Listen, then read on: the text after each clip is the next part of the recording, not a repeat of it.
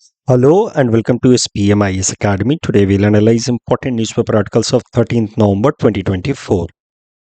Please note you can download the PDF version of today's newspaper analysis by clicking the link given in the comment section. This is the list of the topics that we'll be covering from today's newspaper. First article is about global carbon market. This topic is important from our syllabus GS paper 3 environment point of view. तो जैसा कि आप सब जानते हैं कि United Nation framework convention of climate Change की conference of party number 29 start हो चुकी है एट बाकू इन अजरबैजान। ये लगभग 12 दिनों तक चलेगा ये कॉन्फ्रेंस, 11 नवंबर से लेकर के 22 नवंबर तक, और हर दिन लगभग कुछ ना कुछ महत्वपूर्ण फैसले होंगे with respect to environment and almost every decision that will be taken on this platform is going to be important from exam point of view. So one of the earliest decision has been taken at conference of party number 29, that is with respect to development of global carbon market. तो देखते हैं क्या ये फैसला है, ये जो current decision लिया गया है, that will allow the world countries to trade carbon credits amongst themselves. पहले भी ये होता रहा है, लेकिन इसको लेकर के एक वेल डेवलप्ड प्लेटफॉर्म और कैसे वो फंक्शन करेगा, इसकी बातचीत यूएनएफसीसी के प्लेटफॉर्म पे नहीं हुई थी। पहले भी वर्ल्ड कंट्रीज आपस में कार्बन क्रेडिट ट्रेड करते रहे हैं, बट अब United Nation framework convention of climate change के प्लेटफॉर्म से एक प्रॉपर सिस्टम डेवलप किया जाएगा in order to regulate this global carbon market. तो समझ लेते हैं कार्बन मार्केट करता क्या है, कैसे ये फंक्शन करेगा। देखिए, आपको एक बात तो अब पता होगी, बार बार हमने न्यूज़पेपर एनालिसिस में देखा है कि जो पेरिस के अंदर साल 2015 में कॉन्फ्रेंस ऑफ पार्टी हुई थी, that was conference of party number 21। वहाँ पे मेंबर कंट्रीज ने कमिट किया था कि they will make their own contribution, own determined contribution towards mitigation of global warming and curbing the emission of green house gases, कि खुद अपना अपना कमिटमेंट करेंगे कि हम मैक्सिमम इतना ग्रीन हाउस गैस इमिशन करेंगे, इससे ज़्यादा नहीं करेंगे। तो every country will come up with their own set of commitments, जिसको कहा जाएगा intended nationally determined contributions, short में कहें तो INDC। और ये फिर INDCs का जो इम्प्लीमेंटेशन है ये साल 2020 के बाद से शुरू होगा। तो पेरिस क्लाइमेट डील साल 2015 में, दैट वाज COP21, वहाँ पे INDC का कॉन्सेप्ट आया और Paris climate deal became effective from 2020 onwards. तो हर एक मेंबर कंट्री ने अपने अपने कुछ कमिटमेंट्स किए हैं कि हम इतना ग्रीन हाउस गैस इमिशन करेंगे एंड लाइक दैट। जैसे भारत के अपने कमिटमेंट्स को कहा जाता है Panchamrit strategy, set of 5 commitments that India has made at UNFCC platform, कि उसमें से एक जैसे कि हम लोग नेट जीरो अटेन करेंगे बाय 2070। उसके अलावा 500 गीगावाट ऑफ रिन्यूएबल एनर्जी हम लोग प्रोड्यूस करेंगे बाय 2030। इस तरह के कुछ 5 सेट ऑफ कमिटमेंट जिसको पंचामृत स्ट्रैटेजी कही जाती है, वो भारत ने कमिट किए हैं। तो मुद्दा ये है कि हर एक देश ने अपने अपने लिए कुछ टारगेट्स बनाए कि हम इतना ही ग्रीन हाउस गैस इमिशन करेंगे। अब अगर कोई देश अपने टारगेट को एक्सीड कर जाता है, मान लीजिए कुछ ने अपने लिए एक टारगेट बनाया था कि हम this amount, this is a country A, और उसने फैसला किया था कि हम this much of amount of green house gas emission करेंगे इन अ पर्टिकुलर ईयर, लेकिन वो अपने टारगेट से ज़्यादा इमिशन कर बैठता है, तो फिर उसके पास ऑप्शन क्या है? उसके पास ऑप्शन है कि किसी दूसरे देश, जैसे इमिटर बी है, ये कंट्री बी है, उसने अगर अपने टारगेट से कम इमिशन किया है तो this country will get some carbon credit, and this A that has exceeded its target can buy that carbon credit from B which has emitted less amount of greenhouse gas with respect to its committed target। और इस तरीके से ये देश जिसने अपने target से ज़्यादा इमिशन किया है, वो ये कार्बन क्रेडिट खरीद करके अपने एक्स्ट्रा इमिशन के लिए कंपनसेशन कर सकता है। उसके अलावा और भी कई सारी चीज़ें हैं। एक डेवलप्ड कंट्री दूसरे किसी डेवलपिंग कंट्री के अंदर कोई क्लीन टेक्नोलॉजी की मदद से कोई नया प्रोजेक्ट लगा सकता है जिसकी मदद से ग्रीन हाउस गैस इमिशंस कम हो, और इससे ग्रीन हाउस गैस इमिशन जब कम होंगे तो कार्बन क्रेडिट अर्न होगा। जो डेवलप्ड कंट्री जिसने ये क्लीन टेक्नोलॉजी ट्रांसफर किया था वो कार्बन क्रेडिट अर्न कर पाएगा। वो कार्बन क्रेडिट इंटरनेशनल मार्केट में बेचा भी जा सकता है for other countries who want to buy it in order to meet their target, क्योंकि उन्होंने अपने ग्रीन हाउस गैस इमिशन के कमिटमेंट को एक्सीड कर दिया है। तो इस तरीके से ओवरऑल ये कार्बन मार्केट काम करेगा। Earlier also this market was there, but now this market will be regulated. A global market will be now developed under overall supervision of United Nations Framework Convention of Climate Change.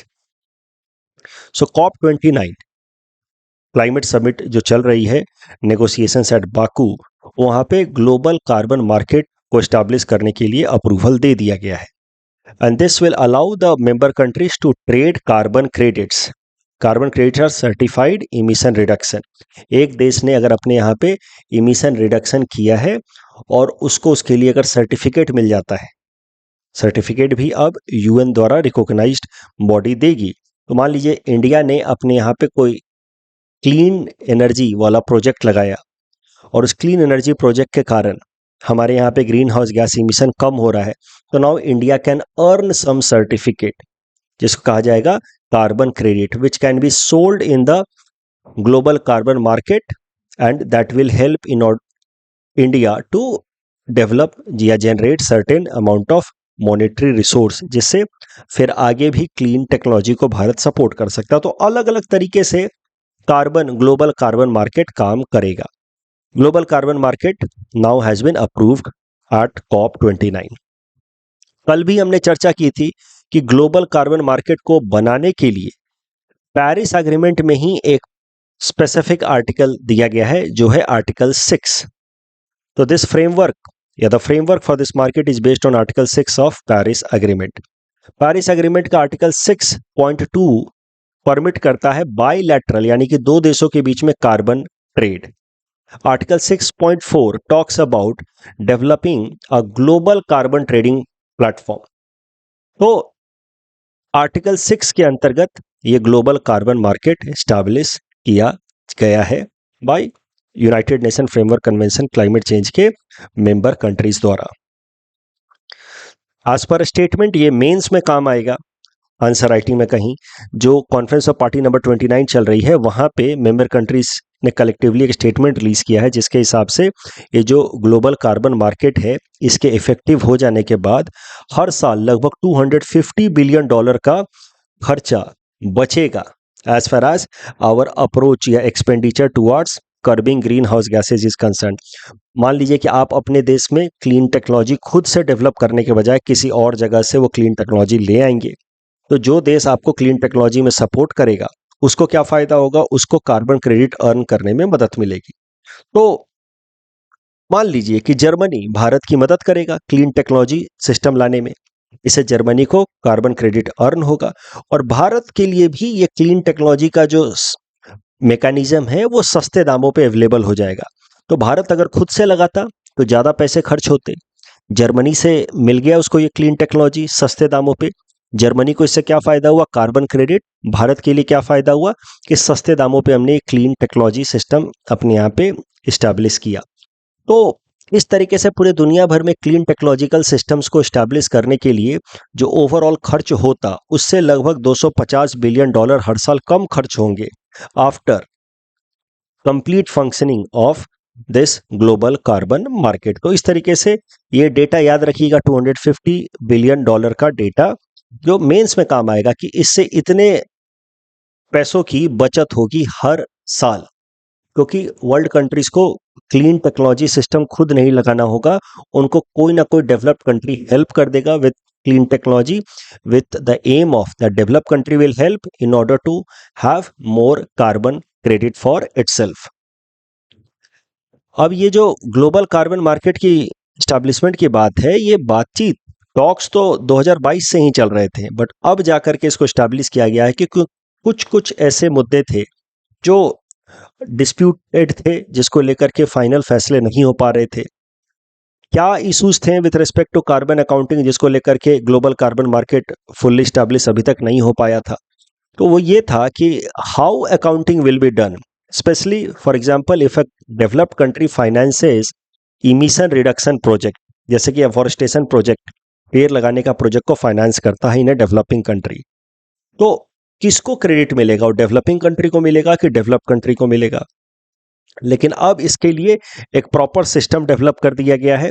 United nation द्वारा एक supervisory body बनाई जाएगी who will oversee the standards of carbon removal, और कौन कितना active role play कर रहा है उसके बेसिस पे कार्बन क्रेडिट डिवीजन होगा between the project implementer country and जिस देश के अंदर प्रोजेक्ट हो रहा है उस कंट्री के बीच में कार्बन क्रेडिट जितना भी जनरेट होगा वो डिवाइड होगा as per United nation supervisory body.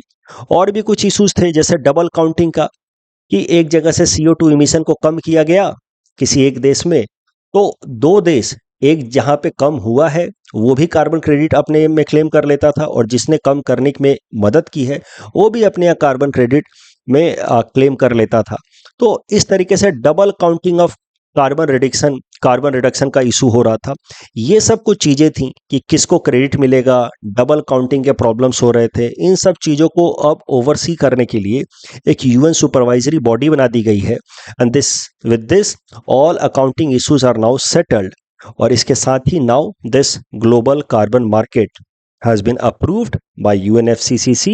Now it will become functional, and once it becomes fully functional, on annual basis it is expected to save about $250 billion of fund.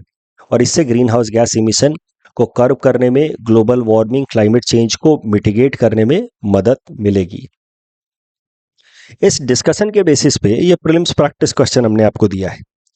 इस question को attempt करने के लिए थोड़ा सा hints भी आप पढ़ लेना, फिर इस क्वेश्चन को अटेम्प्ट करना। इस तरह के आजकल स्टेटमेंट बेस्ड तो सवाल आते ही हैं, तो उसके बेसिस पे आप इस क्वेश्चन को अटेम्प्ट कीजिए। इस तरह के बड़े बड़े सवाल तो आते हैं, तो you have to practice more and more such question for the upcoming prelims exam. The next topic is about global carbon budget report. This topic is important for my syllabus GS paper 3 environment point of view. तो चूंकि अब देखिए conference of party number 29 शुरू हो गई है, अगले 10 दिनों तक ये चलता रहेगा, तो इन्वायरमेंट रिलेटेड डिस्कशंस ज़्यादा होंगे। अभी आने वाले टाइम में आर्टिकल्स, डिबेट, डिस्कशन न्यूज़पेपर्स में इन्वायरमेंट रिलेटेड ज़्यादा चलने वाली है। तो देखते हैं ग्लोबल कार्बन बजट रिपोर्ट है क्या। देखिए, ग्लोबल कार्बन बजट रिपोर्ट एक एनुअल रिपोर्ट है, सालाना रिपोर्ट है, जो पब्लिश किया जाता है under global carbon project. Global carbon budget report है, पब्लिश किया जाता है under global carbon project.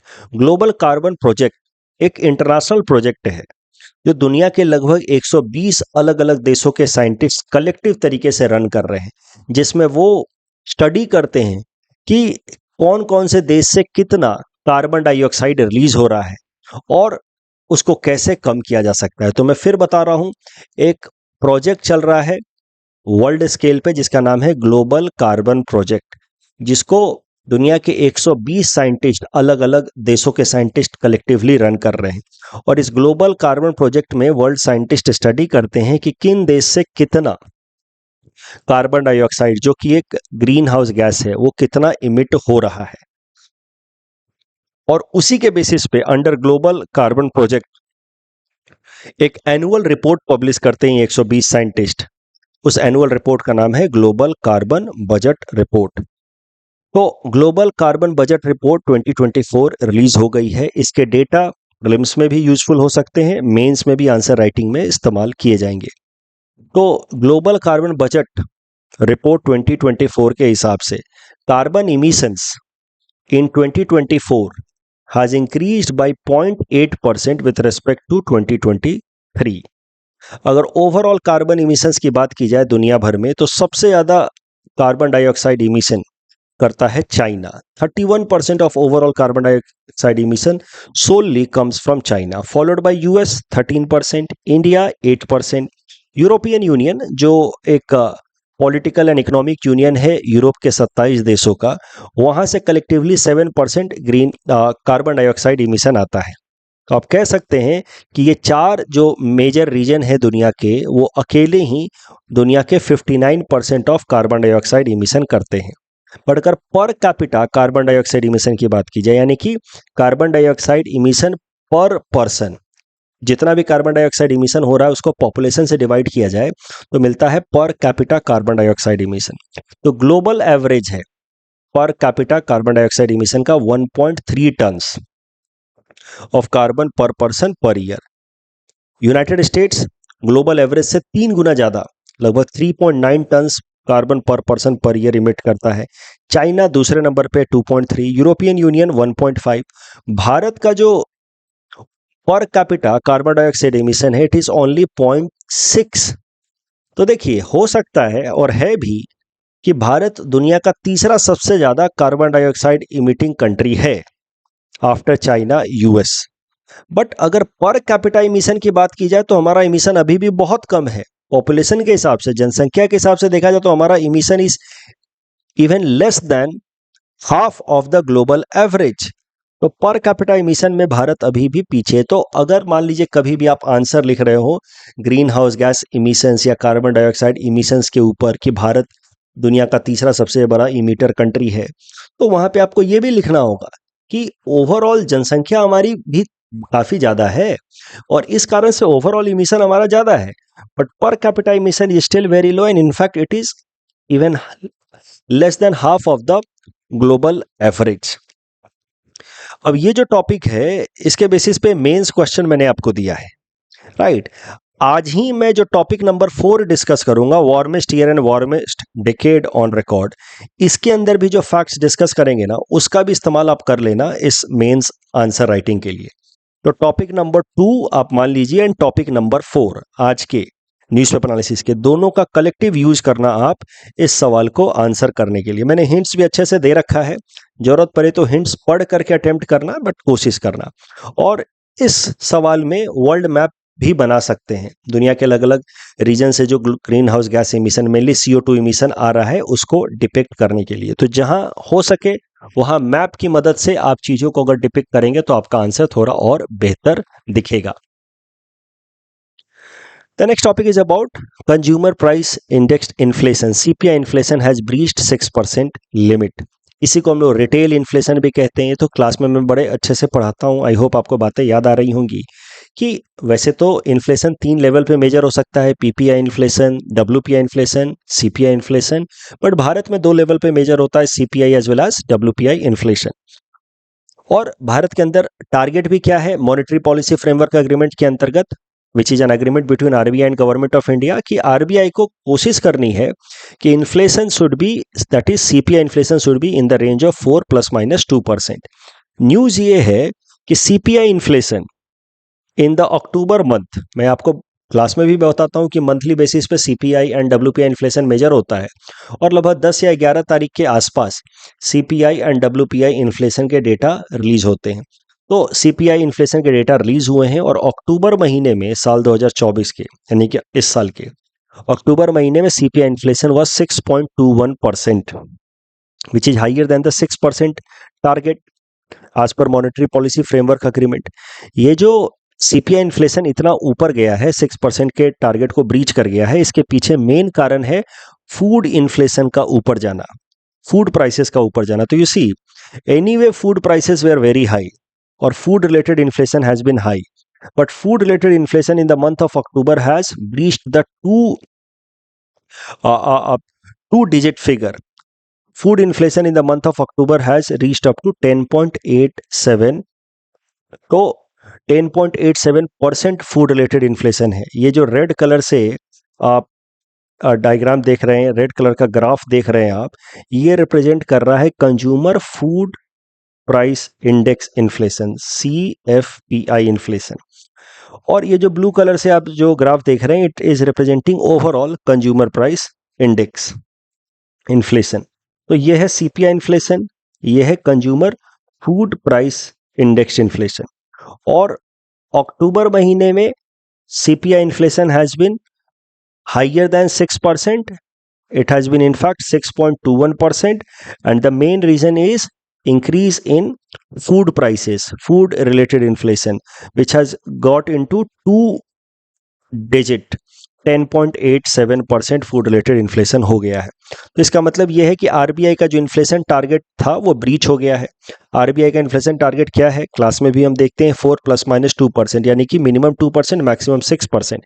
And now it has been breached for second consecutive month, यानी कि सितंबर महीने में भी आप देखो इन्फ्लेशन वाज हायर देन 6%, अक्टूबर में भी it has been more than 6%। तो इसका क्या मतलब है, ध्यान से सोचो, मॉनेटरी पॉलिसी के कॉन्सेप्ट्स भी अप्लाई करो। इसका मतलब यह है कि आने वाले टाइम में कॉन्ट्रैक्शनरी मॉनेटरी पॉलिसीज अडॉप्ट कर सकती है आरबीआई। तो दिसंबर में जो मॉनेटरी पॉलिसी रिव्यू होगा वहाँ एक्सपेंशनरी पॉलिसीज तो भूल जाइए, हो सकता है कि वहां पे कॉन्ट्रैक्शनरी मॉनेटरी पॉलिसीज अडॉप्ट करे आरबीआई। लेकिन ग्रोथ भी इतना अच्छा नहीं है, तो मोर और लेस स्टैगफ्लेशन की सिनेरियो है। तो हो सकता है कि सेम रेट को कंटिन्यू करे, ना ही कॉन्ट्रैक्शनरी अडॉप्ट करे, ना ही एक्सपेंशनरी अप्रोच को अडॉप्ट करे। एक बार रिवाइज कर लेते हैं the concept of monetary policy framework agreement. This agreement was signed between government of India and RBI in the year 2015। और इस अग्रीमेंट के हिसाब से आरबीआई की जो मेन जिम्मेदारी होगी that would be inflation targeting. RBI's prime goal will be to tackle inflation, और अगर इन्फ्लेशन कंट्रोल में रहता है then RBI can plan for growth. Under this agreement RBI को टारगेट दिया गया है कि inflation and that too CPI inflation should be near 4%, but a deviation of 2% is allowed, that means 4 ± 2%, यानी कि inflation can be between 2% to 6% CPI inflation.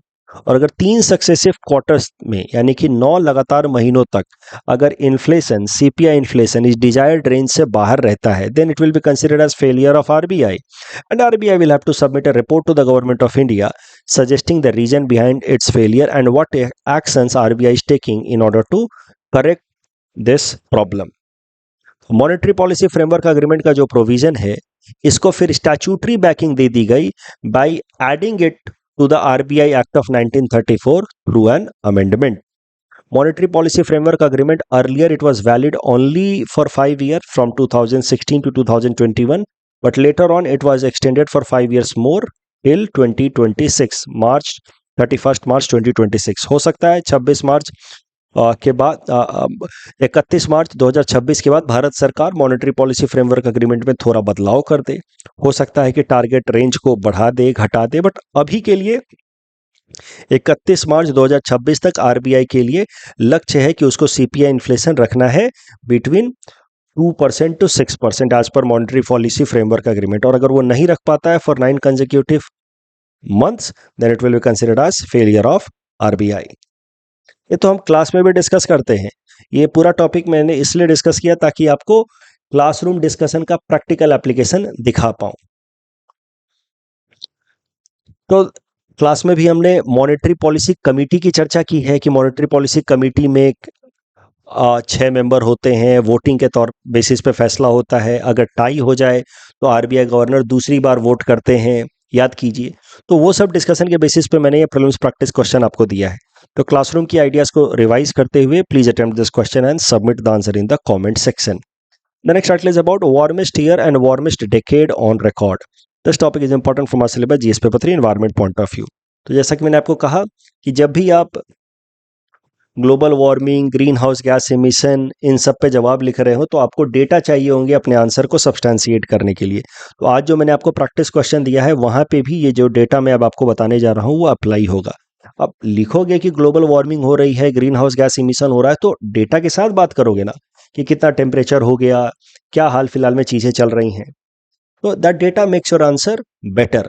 तो देखते हैं, देखिए जो कॉन्फ्रेंस ऑफ पार्टी नंबर 29 शुरू हुई है एट बाकू इन अजरबैजान, वहां पे वर्ल्ड मेट्रोलॉजिकल ऑर्गेनाइजेशन WMO ने एक रिपोर्ट रिलीज की है। उस रिपोर्ट का नाम है स्टेटमेंट ऑफ क्लाइमेट 2024 रिपोर्ट। इस रिपोर्ट के हिसाब से year 2024 is set to become warmest year on record and the decade 2015 से लेकर के 2024 वाला it is set to become warmest decade on record.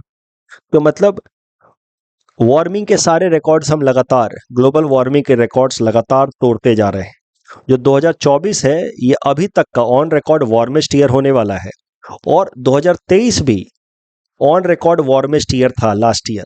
तो मतलब 2 साल से लगातार रिकॉर्ड टूट रहे हैं. It is second year in a row when global annual temperature record has been broken. Last year 2023 had made a record to be the warmest year on record, and now 2024 has been declared the warmest year. It is set to become warmest year on record as per WMO's report statement of climate 2024. और साथ ही साथ ये report कहता है कि 2024 में we are going to cross that 1.5 degree Celsius वाला limit. 1.5 degree Celsius वाला लिमिट कहां से आया है? Please try to recall. Paris climate deal में वर्ल्ड कंट्रीज ने कमिटमेंट किया था कि प्री इंडस्ट्रियल टाइम से, यानी कि 1870s मोर और लेस, उस टाइम का जो एवरेज अर्थ सरफेस टेम्परेचर था उससे हम अर्थ सरफेस टेम्परेचर को 1.5 डिग्री सेल्सियस से ज़्यादा बढ़ने नहीं देंगे बाय द ईयर 2100. ये डिजायरेबल है 1.5 degree Celsius, but maximum 2 degree Celsius हम होने देंगे इन वर्स्ट के सिनेरियो, उससे ज़्यादा नहीं. तो पेरिस क्लाइमेट डील के अंतर्गत टारगेट है कि प्री इंडस्ट्रियल एरा के तुलना में by the year 2100 average earth surface temperature should not be beyond 1.5 degree Celsius. But in worst of the worst case it should not go beyond 2 degree Celsius.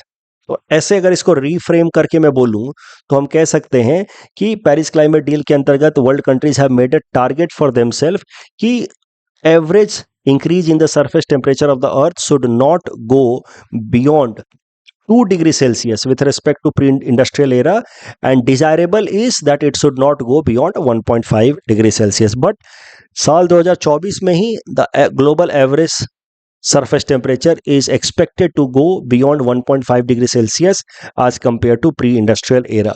तो Paris climate deal वाला जो target जो हमने साल 2100 year के लिए रखा था वो तो हमने 2024 में ही लगभग टच कर दिया है. तो that is going to be a matter of concern. ये सारे डेटा जो हैं वो प्रीलिम्स में भी ऐसे सवाल पूछे जा सकते हैं आपसे जो मैंने आपको दिया है. Attempt this question and submit the answer in the comment section. Mains answer writing में भी ये सारे डेटा आपको हेल्प करेंगे. जब आप लिखोगे कि ग्लोबल वार्मिंग हो रही है, क्लाइमेट चेंज हो रहा है, तो सब्सटेंशिएट करना होगा ना विथ फैक्ट्स, विथ रिपोर्ट्स, तो वहां पे ये सारे डेटा आपके काम आएंगे. ये प्रीलिम्स पर्सपेक्टिव से इंपॉर्टेंट है ये टॉपिक. नेशनल एजुकेशन डे 2024 11 नवंबर का दिन भारत के अंदर नेशनल एजुकेशन डे की तरह सेलिब्रेट किया जाता है in order to mark the birth anniversary of Maulana Abul Kalam Azad ji. PT perspective से इंपॉर्टेंट है. प्रीलिम्स क्रैश कोर्स में भी मैं बताऊंगा क्यों उनके बर्थ एनिवर्सरी को नेशनल एजुकेशन डे की तरह मनाया जाता है. Because he was India's first education minister. और अबुल कलाम आजाद साहब के बारे में देखा जाए तो he was youngest person to serve as president of India National Congress. He became president at the age of 35 in 1923 session. He was instrumental in establishing premier education institutions like IIT and UGC in India. And he was also awarded Bharat Ratna in year 1992 posthumously, मतलब मरणोपरांत उनको Bharat Ratna award दिया गया 1992 में. Common but differentiated responsibility से related ये जो प्रश्न है इसमें सेकंड स्टेटमेंट गलत है. Common but differentiated responsibilities implies that developing countries are not required to take any action towards environmental conservation. ये स्टेटमेंट गलत है. डेवलपिंग कंट्रीज की भी जिम्मेदारियां हैं, वो बात अलग है कि थोड़ी कम है as compare to developed countries. LignoSat satellite इससे जो मोस्ट अप्रोप्रिएट आंसर है that is to test the durability of the wood in extreme temperature. FDI और एफआईआई को लेकर के सबसे अप्रोप्रिएट आंसर ये है. FII mainly brings capital availability while FDI is sector specific. Assamese literature को लेकर के जो इंद्रधनु कवि की बात थी तो तीनों स्टेटमेंट्स सही हैं. आई एम सो सॉरी, यहाँ पे ये सवाल दिम्बेश्वर नियोग जी का नाम ही लिखना यहाँ पे रह गया मुझसे. Consider the following statement about renowned figure. Dimbeswar Neog यहाँ लिखना चाहिए था ना in Assamese literature. That is missing here. ठीक है, correct answer would be 1 2 3. All the 3 statements are correct. That's all from our side for today. Thanks for watching.